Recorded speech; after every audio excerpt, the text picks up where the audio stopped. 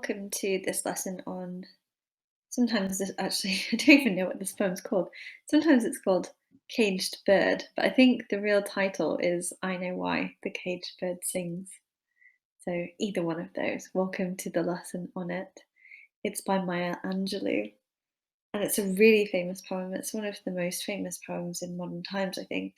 And I know loads of people who hate poetry and never read anything and they know this poem. So even if you aren't that into poetry, this should be one that you can get into, one that you can understand, one that you can enjoy on some level, and one that hopefully you're going to find interesting and very powerful. So we'll do some context on why it's so powerful later. But firstly, we're going to read through the poem. There's nothing particularly difficult vocab-wise, I don't think, in this one. So I'm going to just assume that you know the vocab for it without going into it. But if you are stuck on any of the words, make sure that you look those up yourself before you start trying to analyze, because it'll just make your life easier in the long term. So yeah, I'm going to read you the poem. I'm not going to do it justice. You should look up proper readings of this poem because they're better than when I do it. But I'll give it a go.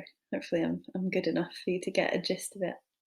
The free bird leaps on the back of the wind and floats downstream till the current ends, and dips his wings in the orange sun rays, and dares to claim the sky.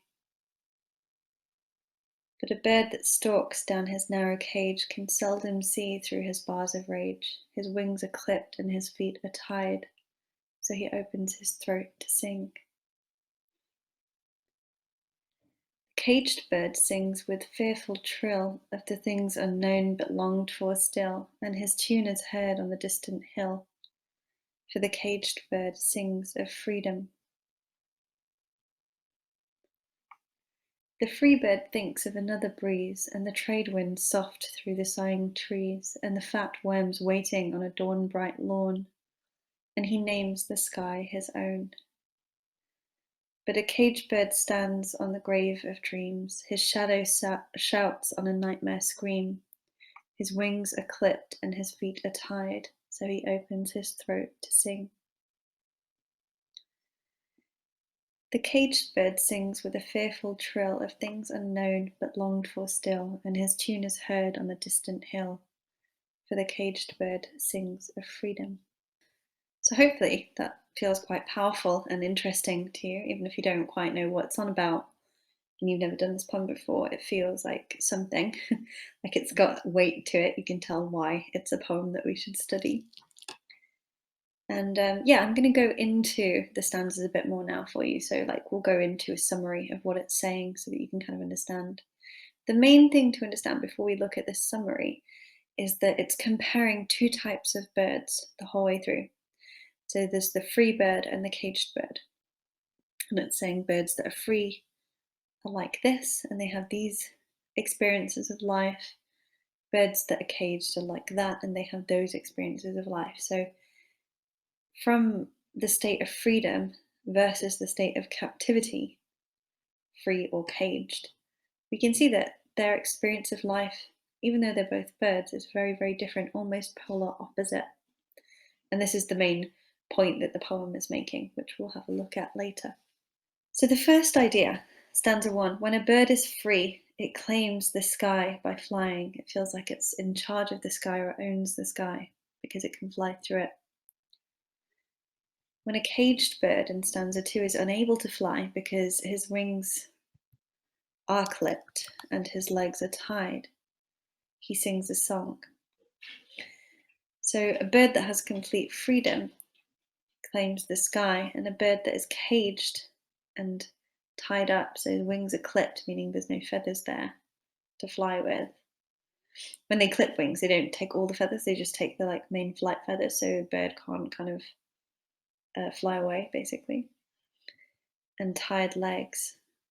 So when the caged bird can't do this flying, he sings. And remember, the title is I Know Why the Caged Bird Sings, so it's trying to explain why birds sing when they're caged. So then we have the caged bird trills for his sound to be heard from afar and sings of freedom. Then a free bird thinks of nice breezes and times where the fat worms are ready to be eaten and calls the sky his own. So hopefully you're picking up on a difference between this free and this caged bird, because yeah, I think one of the reasons why this poem is so powerful and so popular is it does have a very clear, obvious message that you can get right to the heart of straight away, and it kind of hammers home that message. So you're going to notice that it's maybe not the most complex poem that you've ever encountered in your life. It's not the most difficult poem, but it's very powerful, and it makes it very good to analyze in essays and very clear in terms of its message or statement. So a caged bird is tied and clipped. Again, we have that idea. And he has a nightmare scream. Hopefully, when I read that line, it conjured an image in your head, because it does with mine. Like, it's a nightmare scream is not really like a general thing that people, we don't kind of talk about that as a thing, but it's such a good description that you can kind of feel what that means just from those two words. And finally, the bird trills for his sound to be heard from afar. So the caged bird is singing. Trilling is a type of singing. It's like when you make a kind of, I can't do it. I'm not very good at bird noises, but you can look up trilling and how it sounds. But yeah, it's like a high pitched kind of like rolling sound, a type of singing. So stanza 3 and stanza 6 are the same. They talk about how the caged bird sings of freedom. So the answer to the statement in the title, I know why the caged bird sings, is the caged bird sings of freedom, which is the ending of the poem. So it has this structure where it's kind of answering itself, which is important. It's kind of providing an answer to quite an unusual question. It's kind of a weird question, especially before we realize that these birds are metaphors. So yeah, it's quite a kind of what's the word, like satisfying poem, because it answers a difficult question and it resolves itself well. So you can say that the audience is quite kind of satisfied when they're provided with the answer of the poem. So hopefully that makes sense to you.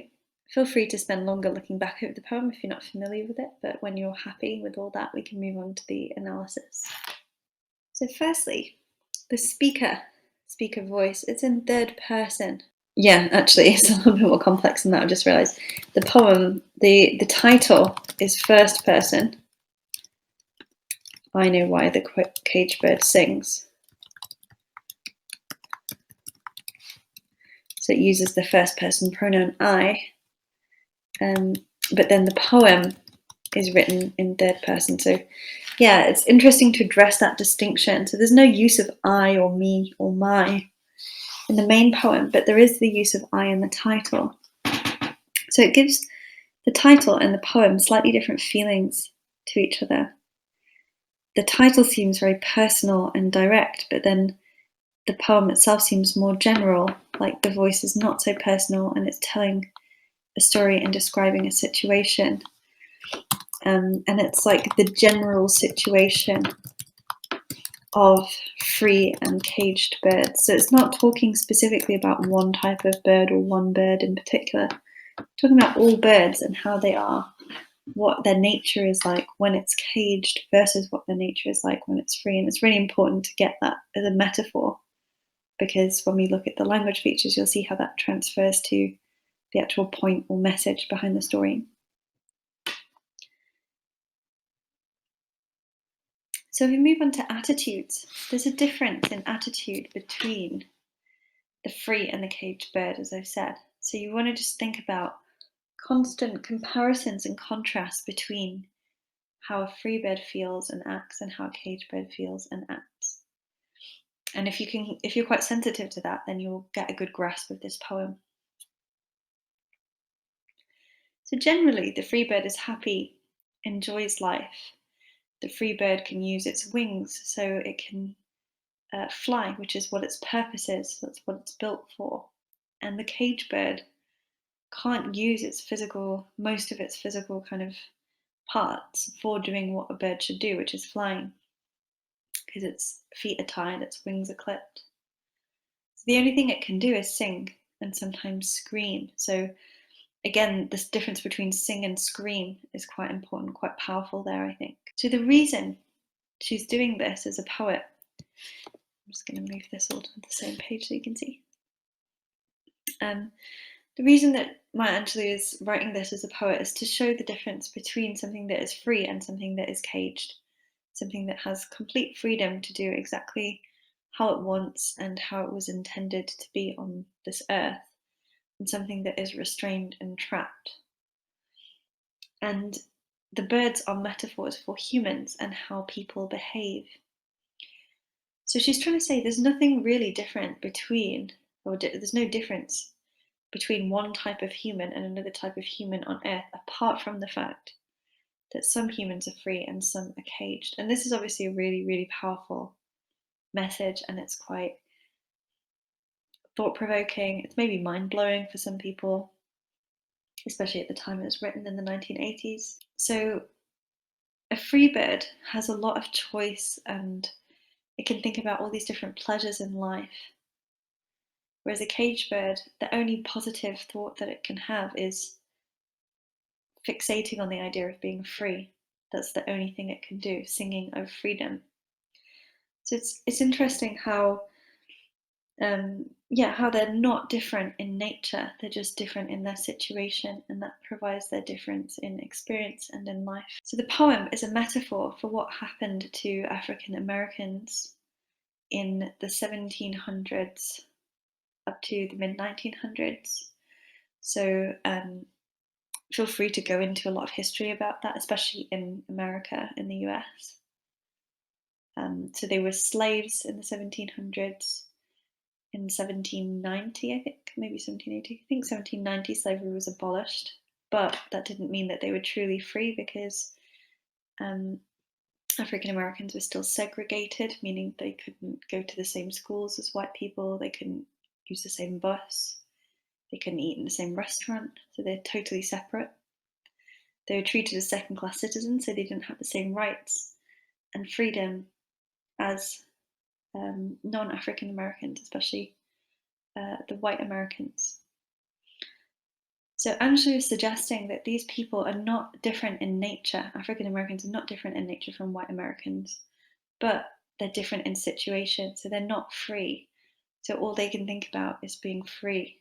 A lot of their their soul or their instincts are being kind of clipped in a way. They're being restrained because of these rules, these slavery rules that then turn into segregation. So it's really important, that historical context, and we're going to go into that in more detail. But if you can really get to grips with that and how that time period was, I recommend reading about it, even just on Wikipedia or something, so that you feel quite confident in that. That kind of like helps the poem to click with you. And from that moment, you'll be like, yeah, I get this poem. I understand what it's about. I totally get the message. I see why it's powerful, and so on. So Angelou herself as well will go into her context and who she is and why she's kind of qualified to write about this. So yeah, it's a poem about freedom and constraint, and the attitudes are only different because the situation is different. That's the main message to talk about when you're doing attitudes. So I've got quite a lot of context for this one, just because, like I say, if you understand the context, you kind of get the poem a bit better. Firstly, it's connected to the idea of civil rights movements. Make sure that you're happy with this piece of context. In the 1960s in America, I actually studied this for history, so some of you will do it in history. But in America in the mid 1960s, there were campaigns for African Americans to finally get equal rights and proper integration with white Americans. So they wanted to end segregation. They wanted to end the different laws, and they wanted to end the kind of cultural bias towards white Americans. So slavery, my timing was really off with that, wasn't it? Sorry, I'm awful with dates. You can tell I'm not a history teacher. 1865, slavery was abolished. I don't know where I got 1790 from. I really don't know. It's silly because I know that that's the date because it's the Civil War. So there's the American Civil War in the 1860s. And that's a kind of a war about slavery, whether to keep or abolish slavery. And slavery gets abolished as a result of that war. So yeah, ignore that thing that I said earlier. This is the date. I've actually even written it to myself because I know I'm terrible with dates. Yeah, so slavery was abolished in 1865. And you can see 100 years later in the 1960s, and there's a really good speech by Martin Luther King about this, where he talks about how they're 100 years on from the point where people don't have African American slaves anymore, and still African Americans are not equal and they're treated as second class citizens. So yeah, it even though they're not slaves, they're not equal. It's not the same as being totally free. So Maya Angelou was writing this in the 1980s, I think 1985, so 20 years on from civil rights.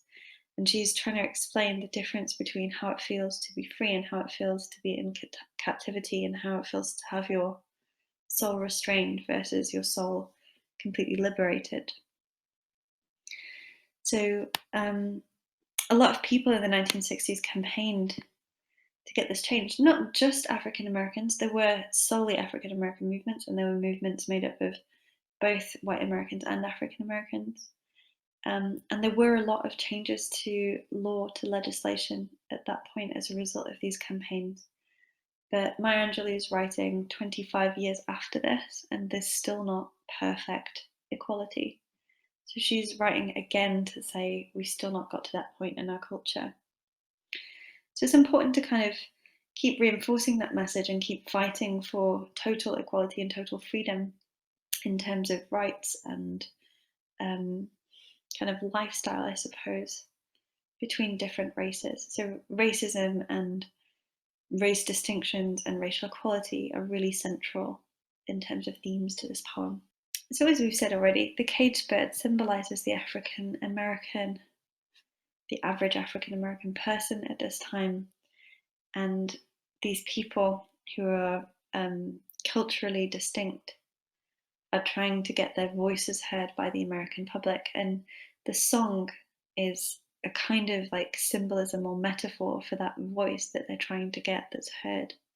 So the only thing they can do is just keep speaking and keep singing and keep telling people about how they feel until this creates enough momentum in society to change. So the voice is a motivation for political change, which is really important as well when you're analysing this poem. So yeah, I'm not sure what my students written here. Even though they have a cage in front of them, their voices can be heard. I think when they wrote this, they meant it kind of symbolically. So they have like a physical cage, like that might mean the restrictions of their society, like other people's mentality towards them prevents them from doing well in life, or maybe the laws are different at certain times that prevents them from doing well. So in our modern society now, I would say that we've almost in our kind of, you know, the types of countries that you're probably studying English literature in, so developed countries that have reasonably advanced economies and that kind of thing, we tend to have decent legislature, so we have decent rules about equality, racial equality, especially in our current societies. But it doesn't mean that the mentality is always the same as the law. So even if legally there's no difference now between an African American and a white American, for example, there might culturally still be a difference in terms of how much opportunity a white American is given versus an African American. I think the positive about the last 10 years, though, in my personal opinion, is that we're really moving towards um, not, you can't really say true equality because equality is a complex thing when you get kind of down into it. We're getting to a point where everyone seems to have more or less equal rights, and we're getting really progressing in terms of that attitude in society. I think multiculturalism really helps with this as well. So it'd be interesting to see where your backgrounds are from as you learn this, because not everyone's going to be in the UK, not everyone's going to have an exclusively white background. Like my background, I'm half Indian, half English. So my dad was born in Pakistan, and half my family's Christian, half my family's Muslim. So I got a real mixture of all sorts going on. And yeah, and I'm a product of globalization and multiculturalism. And yeah, I think it's interesting and really nice that our society is moving more in that direction. So Maya Angelou is probably quite proud of the legacy of her poem and how it affected the following generations who read it and were inspired by it. So, as a final thing we're going to have a look at today is just these little themes here. So, I'm going to leave them for you, and I want you to fill them out as an exercise for the end of this class. So, we've kind of talked about all of these in to a greater or lesser degree already, and I want you to just sort of think about how does the poem express these themes, maybe 1 or 2 points each per theme. And then also, what is the final message or thematic statement on each theme? So, what is she trying to say, for example, about race? What is her final message on the idea of race and politics and enjoyment and creativity and so on? So, hopefully, you enjoyed this poem. I really love this poem. I think it's really beautiful, super powerful, and kind of engaging poem. Most people I've taught, even if they're not that confident with poetry, they felt like really inspired by this poem. So, hopefully you're one of those people and you're feeling really like, I don't know, like uplifted by it. I found it quite uplifting and yeah, and kind of strong. So yeah, thank you for listening, and hopefully you enjoy the rest of the Scribbly courses as well. And I'm sure I'll see you guys soon when we do another analysis.